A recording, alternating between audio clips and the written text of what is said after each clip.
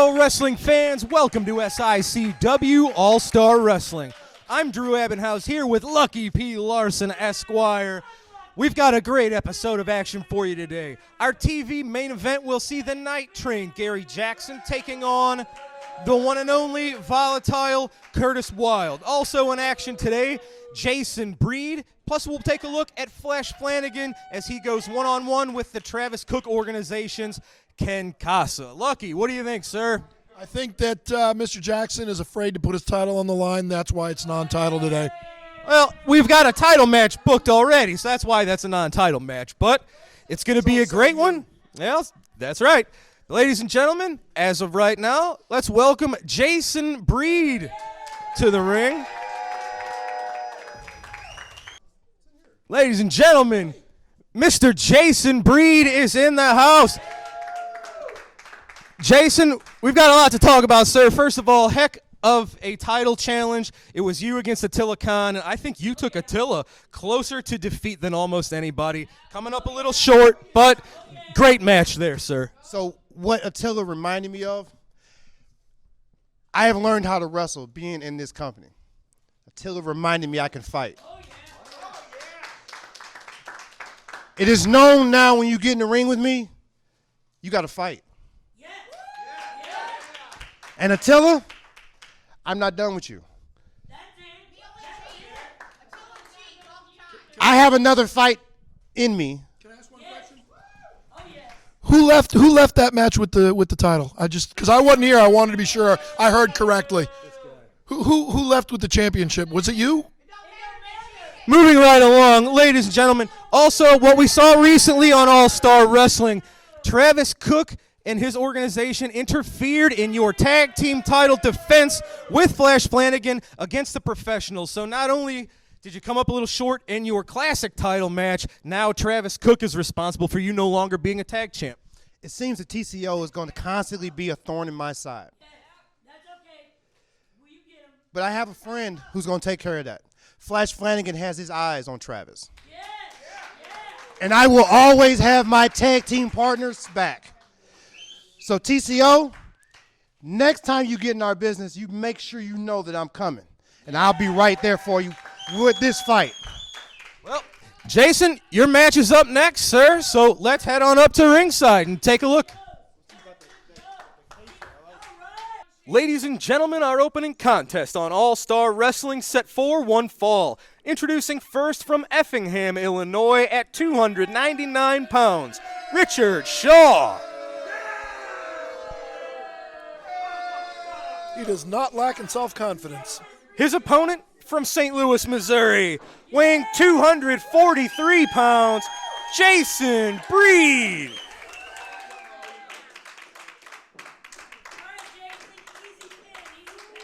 Referee Denny Thomas, both men are ready. The bell has rung. It is Jason Breed taking on Richard Shaw, each man circling the other. Strong collar and elbow tie-up. Let's see how this works out. Kind of a battle of strength here. Jason Breed is the more muscular man, but it is Richard Shaw with the weight advantage. You know, I hate to be the one to consistently point this out to you, but when you were interviewing Mr. Breed there, and you basically accused the Travis Cook organization of quote-unquote interfering. Again, I remind you, that was a no disqualification match. Therefore, there was nothing illegal or against the rules that they did. You sure are a lawyer. Just because it wasn't illegal doesn't mean it was the right thing to do. Hey, he won. They did nothing wrong. They're the champs. Fair enough. Yep. Richard Shaw, he's got Jason Breed backed into the corner. And speaking of Mr. Breed, he keeps talking about my trusty briefcase. He might get to see it real up close one day. Oh, boy. See, we're starting to learn piece by piece what we're dealing with here with Mr. Larson, folks. Esquire. 3. See? He broke before the count of 5, so there's nothing wrong with that. Now, this is a heck of a challenge for Richard Shaw, and it really is a great opportunity. Nothing to lose here for Richard Shaw.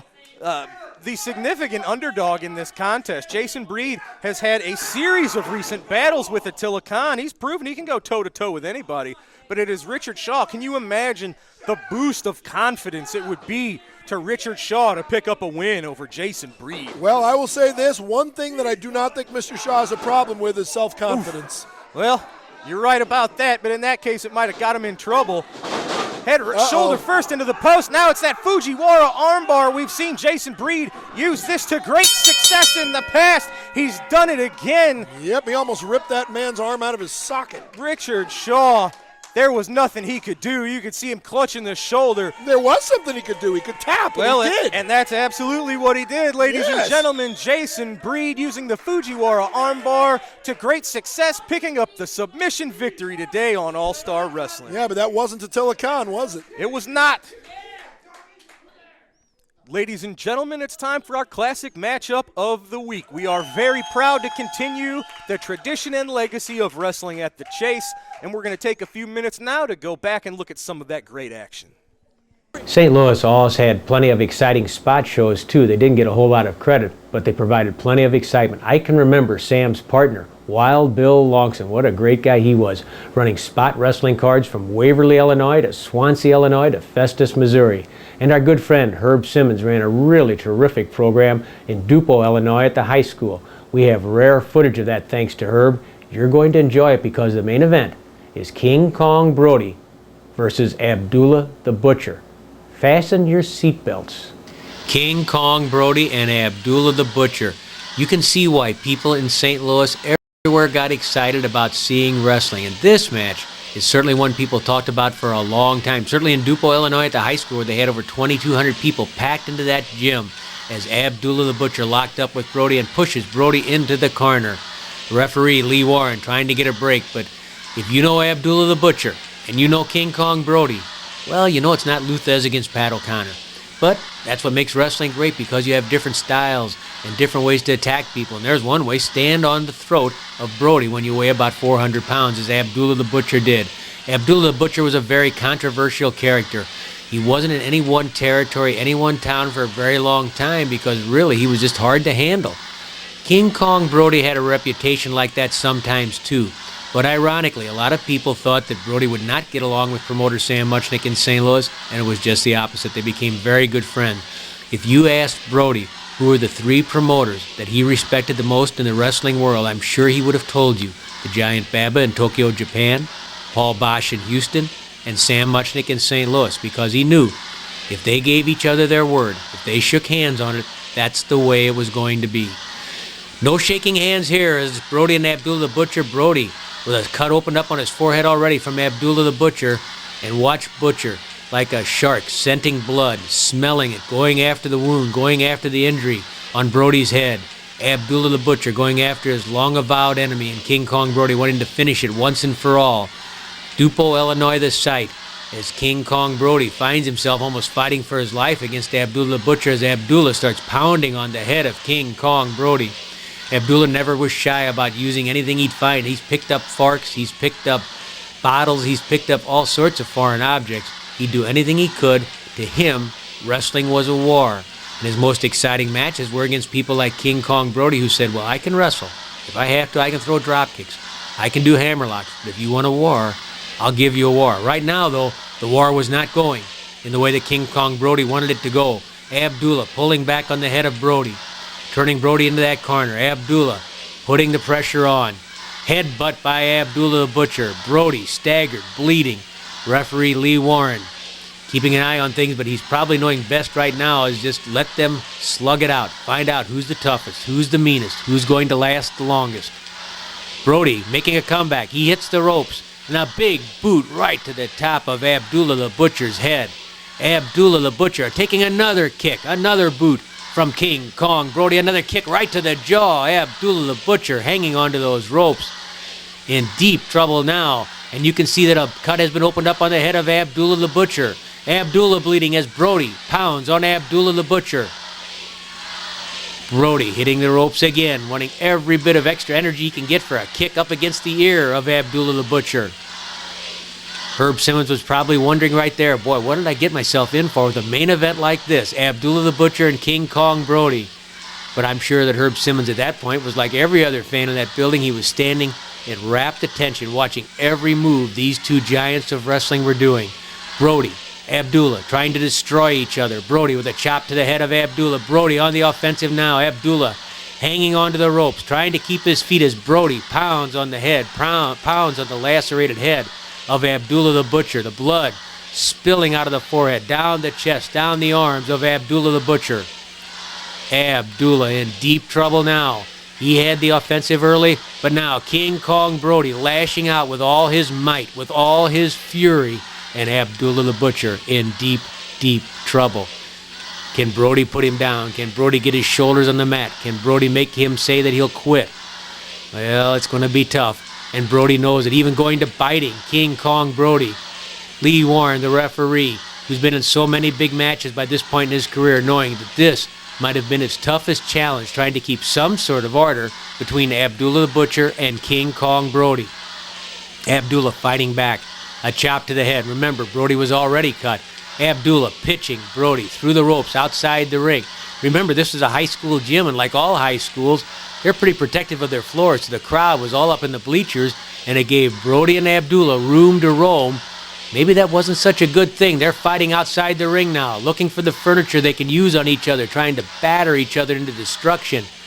Brody picks up the ring bell and slams it into the head of Abdullah the Butcher. Abdullah reeling after taking the bell to the head, but then he slams Brody's head into a table. Brody grabs a chair. Look out. Abdullah the Butcher catching the chair right across the forehead. Brody going after Abdullah with the chair again, trying to drive it into the throat of Abdullah the Butcher, but the Butcher, he's like a tank. You can't destroy him. Down goes referee Lee Warren. His attempt to keep some order quickly going by the wayside. Headbutt by Abdullah, then a chop again to referee Lee Warren, who by now is on the floor and calling for help, realizing there is no way one man can keep these two apart. See Lee Warren asking for help from the dressing room, hoping the other wrestlers on the undercard will come out and give him a hand, trying to break up Brody and Abdullah. Look at the packed crowd there behind Brody and Abdullah. Here comes one wrestler. Abdullah grabs him. Brody, Abdullah, they couldn't care less who's in between them. They have sights for only one thing, and that is kicking the tar out of each other. Anybody that gets in the way, they're going to be in trouble. Brody and Abdullah. Here comes Gary Jackson, Night Train Gary Jackson trying to break it up. Brody, who liked Jackson, with a kick to Jackson's chest, knocking him down. He probably didn't even know it was Gary Jackson. Another guy grabs Brody. Brody grabs him by the head, slams him into the concrete wall, not the pad. Brody, so angry, so out of control, he slammed him into the concrete wall. There's Brody with a water cooler going after Abdullah the Butcher. No way to break it up. Abdullah the Butcher, King Kong Brody, one of the greatest feuds in wrestling history. Brody, Abdullah, and they were in St. Louis like so many other stars.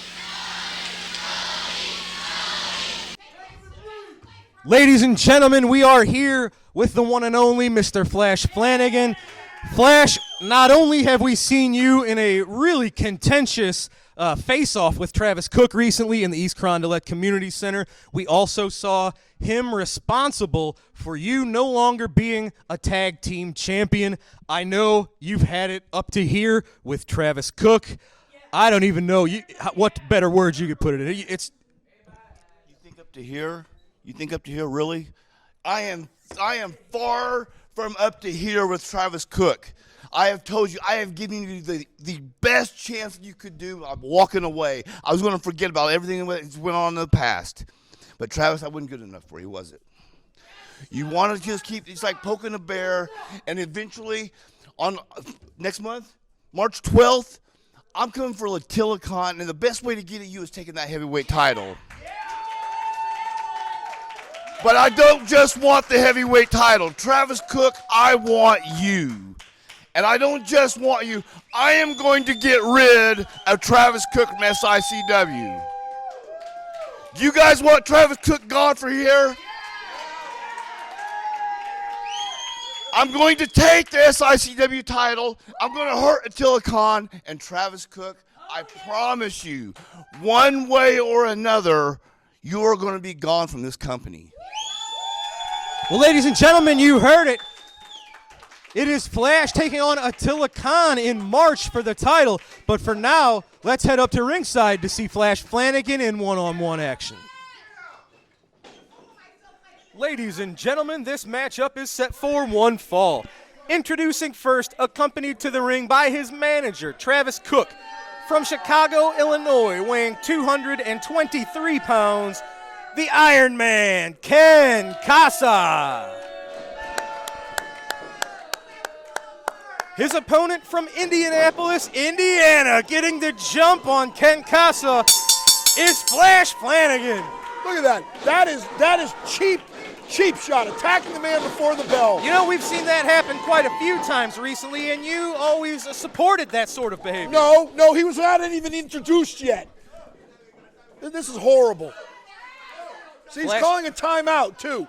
Well, these men, they know what they've got in store. A little bit of karma coming back. It was Casa partially responsible for Flash Flanagan no longer being one of the tag team champions. Well, they shouldn't have made it a no DQ match. That was their fault. I think they know that anger. Hey, Look at that. Look at that. He's pulling his hair. He's pulling him in by his hair. You see that? He's got until 5. He's still pulling him in by his Look hair, at that. and now he's choking the man. Look at Flash just clubbing forearms right to the chest. And he's outside the ring in the ropes. How many illegal things can he do at once? Well, he's got till 5. As you say, big springboard suplex. Does this do it? Oh, Casa kicking out at 2. This is a heck of a match, ladies and gentlemen. These are 2 former classic wrestling champions. These are 2 of the best here in SICW going toe-to-toe. Yeah, but the best of the best is the man wearing the belt, and that's Attila Khan. Well, we shall see March the 12th in East Carondelet. This is a different Flash Flanagan. Flash had warned us. He doesn't want to go back to the man he used to be. He tried to become a more calmer, a more peaceful Flash Flanagan. Oh, and Travis Cook drug him right back to that place he didn't want to be. Well, one thing is still the same. Attila Khan is still the champ, and Flash Flanagan's not. That's absolutely correct as of right now. Well, that's all we got. Well, until March the 12th. When Attila Khan is still the heavyweight champion. Flash Flanagan, he's taking out a lot of frustration. Now he's going to hit him low. Watch. Ken Casa. He's going to blatantly hit him low right in front of the ref. Well, let's I hope see. he gets disqualified. He's thinking about it. We know Flash, he doesn't want to go there, but he certainly can. See? Yep. See? He's calling a timeout. He's ignoring him. Oh, see? That looked low to me. It was not low. It was a stomp to the gut. Flash turning it into a sharpshooter. Beautiful transition. You can see the pain on Casa's face. Yes, Travis but he's Cook, not giving up. he's pushing the rope toward his man, doing anything he can. Oh, Flash! Run, Travis. A little distracted by the outside interference. Travis Cook running like a scolded dog. Yeah, but you know what? It was smart. He let go of the sharpshooter, didn't he? Travis Cook never touched Flash Flanagan, and Flash Flanagan let up the hold. I will say this, that's one thing that's very frustrating about Travis Cook. As much as we might hate him, his methods I don't hate him. do find success. Of course, just like me. We know what we're doing. Winners stick together. Well, and it worked. Of That course it momentary worked. distraction was enough for Casa to get the advantage over Flash, and now it is Flash on the defensive. Casa delivering boots to the midsection, snapmare takeover. It's called strategy. Oh, to that double barrel knee blast to the back. It's called strategy, and it's working. Just for a 2. Ken Casa's won many a matches with that double John Woo style double blast to the back or chest. John who? John Woo. That's what I said. John who? So you have to wonder what each of these men, what their goal is in this contest. I think Flash is looking for a little bit of karma, a little bit of justice instead of a victory. There is exactly the point. Flash Flanagan's goal here is not to win this match. He's taking his mind off his opponent. He's already chased Travis Cook outside the ring. That is his problem. I can say, oh, and there's Travis using every opportunity he can to stay one step ahead. Yeah, look at that. Well, did you hear what Flash Flanagan said to Travis? Karate Yes, expert. Travis Cook is a 17th degree black belt. I bet you didn't know that. Yeah, in BS maybe. No. See, you didn't know what Flash Flanagan just said to him. Oh, body slam from Ken Casa, planting Flanagan right in the center of the ring. Yeah, that's right, because Ken Casa is concentrating on winning this match, and Flash Flanagan is concentrating on Travis Cook, who's not in this match. You know, I'm not too sure about that. Travis Cook's man, Attila Khan, he's got a title defense in just coming up Saturday, March the 12th. And I think it might be Travis's goal to weaken Flanagan more than to beat him. They want to take him out before Saturday. Well, Look at that that. may be his goal. He got the boot up, and it knocked Casa a little goofy. Oh, big boot right to the face. Flash Flanagan turning up the aggression. He's in the corner. The ref needs to start counting. What's Flash got in mind? Big running start. Oh, just. Oh, see, I told you he was going to go low. I knew it. Nah, he didn't mean to land like that. Uh-huh. Who cares if he meant it or not? He did it, and I saw it, and so did you. The referee should disqualify him. I think that was to the inner thigh. It was not to the inner thigh. To the extreme inner thigh. It was to the extreme something. What's he got in mind here? Flanagan going for a neck breaker. Oh, and he nails it. Casa tried to fight it off unsuccessfully. That looked like it hurt. Flanagan, he's got Casa stunned. Flash heading to the top turnbuckle. Yeah, but you see that? Casa making his way to his Casa feet. was moving away there. Oh, big top rope clothesline. Travis getting in the ring. Wait a minute. Was that it? Was that a 3?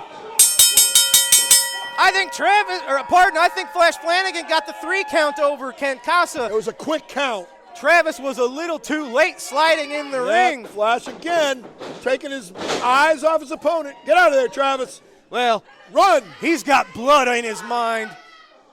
Look at that.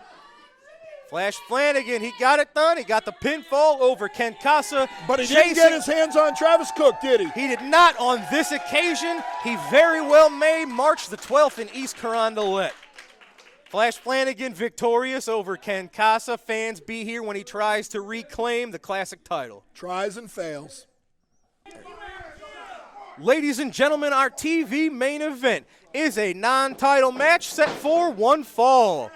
Introducing first, making his way to us from the wild side, accompanied to the ring by Wildfire, weighing in at none of your business.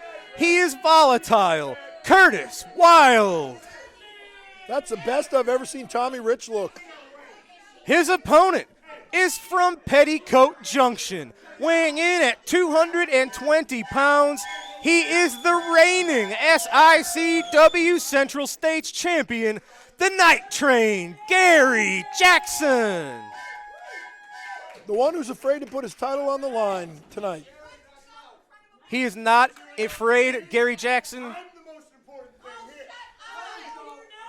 Well, we got a little words from Curtis there, a little braggadocious. He's a cocky son of a gun.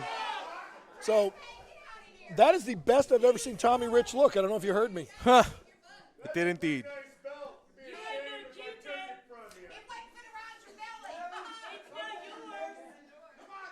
Gary Jackson getting ready, disrobing. Referee Denny Thomas making sure everything is all clear. Of all the people here, he's got to be the one that disrobed? All right, ladies and gentlemen, our main event is underway. He would not have been my choice. These are 2 former classic champions. These are 2 men who have had their share of bad blood in the past. A little bit of a renewed rivalry here between the Night Train and the Wild One. See, he just pulled his hair and he told the ref. By the way, you haven't commented on my tie this week either. What do you got there? Oh, it's your own face on it. Of course. It's Lucky P. Larson wearing a Lucky P. Larson tie. Isn't that special? Of course. You're just jealous you don't have a tie with your face on it. I could. Who would want that? Nobody. See, that's the problem. Nobody would want that. Yeah. They all want this one, though. Yeah. Well, Curtis Wild, he's always been great at the mind games, and that's what we see here, doing a little mental manipulation. But you're going to have to work harder than that. Gary Jackson's been in this business since 1984. You're not going to show him too much that he hasn't seen. That's a long time. Yes, sir. He's been everywhere. He's done everything. He had hair when he started. A little hair. It's more than he's got now. Well, that's oh, see, he's true jealous of his us. hair. He's jealous of the man's hair. That's why he tried to pull some out just then. See? See, we all saw it. Tommy Rich saw it. The Night Train with a little bit of mental chicanery of his own, messing with the Wild One. Did you know that I have managed Tommy Rich on several occasions? I have not. Yeah. Good job. Yeah. Oh, look at that. Curtis Wild reversing the hammerlock into one of his own. Gary reversing it back. Wild into the ropes. Since you asked, I've also managed Scott Steiner and Rhino and James Ellsworth and Katie Lee and Missy Hyatt, Lanny Poffo. I've managed a lot of people. You've been around, huh? I have. I've also won 21 championships in the last few years. Well, there you go. Yeah, I'm successful. Gary Jackson working on that left arm of Curtis Wild. Staying on it. Gary Jackson is a master Well, of the right now he's fundamentals. got to let go of the hold because the man's on the ropes. He's got till 5. Let go. Yeah, there you go. Clean break. Because he is a gentleman, unlike the folks that you happen to support. Hey, if he was a gentleman, he would not be pulling the man's hair right now. Oh, look at that. Well, Curtis Wild that's his using own the fault. top rope to his advantage. Well, if he hadn't been pulling his hair, that wouldn't have happened. Gary Jackson's And if throat. Woody had gone straight to the police, none of this would have ever happened. Oh, look at this. Hey, flat of the boot, nothing wrong with it. Curtis Wild staying aggressive on the night train. Oh, Wildfire. beautiful. Kick right to the gut. Beautiful. See? She was trying to help him up. That was very nice of her. Curtis and Wildfire have been a very effective tandem ever since they've arrived in SICW. This is going to be a very dangerous collusion. If these two can actually get along with the Travis Cook organization, God help us all. Yeah, well, you know what? Mergers happen. These fans all need to stop staring at her. They have no shot at her. Well, so do you, buddy.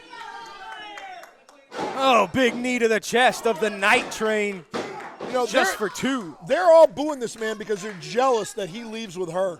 Well, that may or may not be the case. If I say so, it's the case. Curtis Wild with a rear chin lock on the night train. You know, I've got a case right here. He's close enough to the ropes. You have to wonder why Gary wouldn't just reach out and grab those ropes. Because he's stupid. Well, that certainly is not it.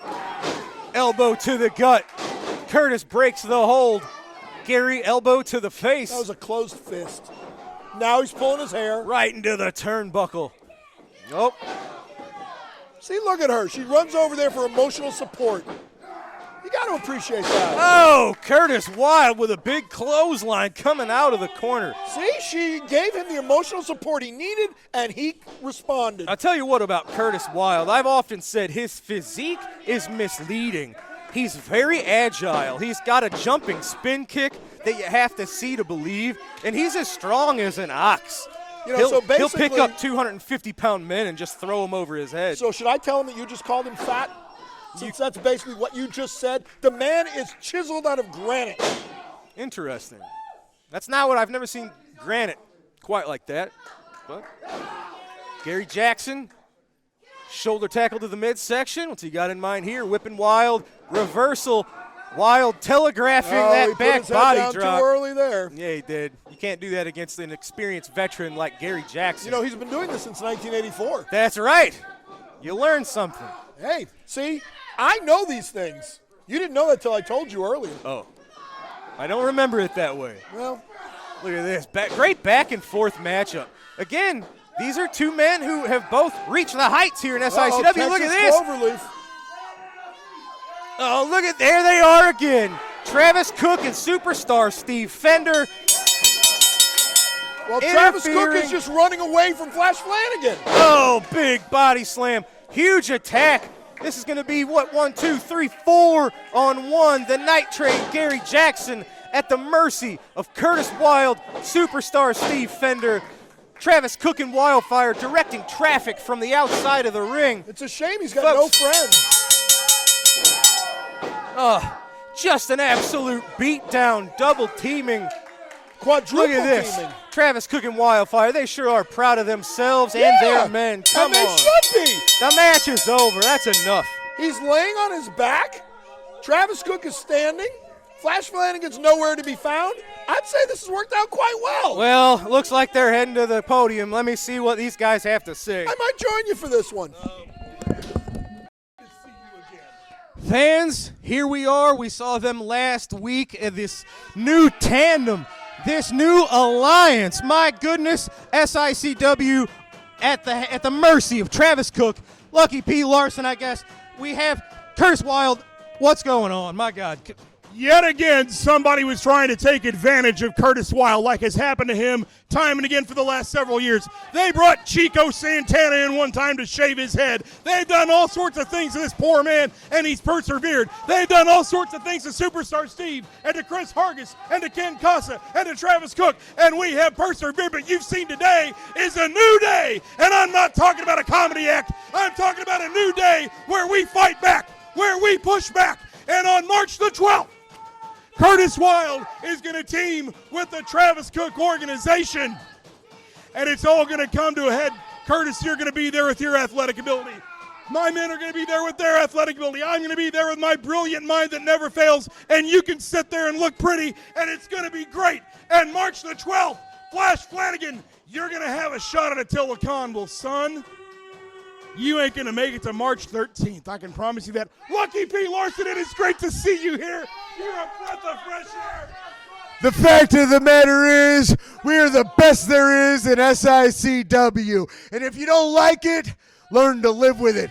Because we are the only thing going today. Let's go get some drinks, baby. Let's go get some drinks. Ladies and gentlemen, this is an alliance that SICW is probably going to end up regretting. Curtis Wild, Wildfire, the Travis Cook organization, all on the same page. What's this going to look like? Join us March 12th in East Carondelet to see for yourself.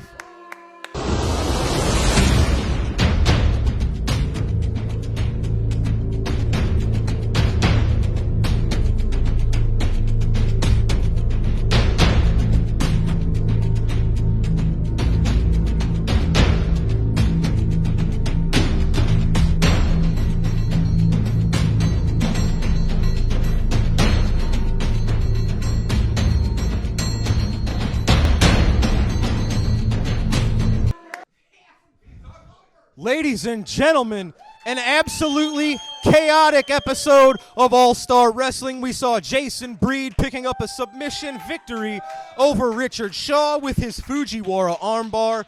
Flash Flanagan picking up a pinfall victory over Ken Casa. But of course, we saw the interference, Travis Cook running in them. Flanagan this close to getting his hands on Travis Cook. And as we just saw, it is this newfound alliance of the Wilds and the Travis Cook organization. Together, we will see them in action March the 12th in East Carondelet. We've got a title match. Attila Khan defends against Flash Flanagan. Gary Jackson defends the Central States title against Kowalski. That and more this Saturday, March the 12th in the East Carondelet Community Center. It's going to be a great one, fans. Don't you miss it, and don't you miss all the action right here on All-Star Wrestling. The bottom line is, I'm here for the unbiased commentary to tell you like it is. And as always, if these stupid, toothless hillbillies would just shut up, they might learn something. Ladies and gentlemen, for Lucky P. Larson, I'm Drew Abbenhouse. Thanks for joining us tonight. We'll see you next week right here on SICW All-Star Wrestling. Wrestling fans, join us March 12th at the East Carondelet Community Center as Flash Flanagan battles Attila Khan for the SICW title. Plus, the Night Train, Gary Jackson, defends the Central States title against the 450-plus pounds of Kowalski. And then on March 26th in Melville, Missouri at the VFW on Lemay Ferry Road, ACW and SICW team up to bring you the best in live professional wrestling. Go to acwtheshow.com for advance tickets.